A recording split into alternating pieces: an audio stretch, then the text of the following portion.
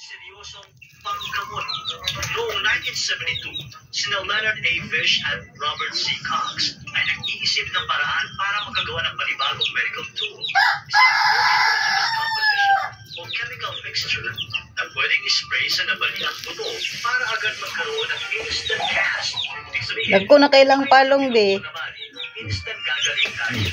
Piko maning isa yata. Oh, tanaw wala iyahang Piko mang isa street com. Oh? So cute.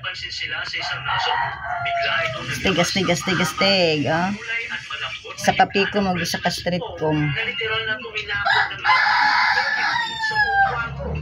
Imbis na naging instant cast, naging parang party streamer ang resulta.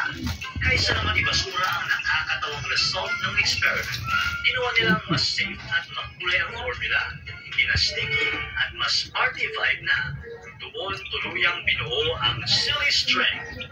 Pagkatapos mabuo ang kanilang kakaibang dagan nag ito may handughan. Ano itong dagan na bata? Sa opisina ng WAMO para magpresenta habang itinedemonstra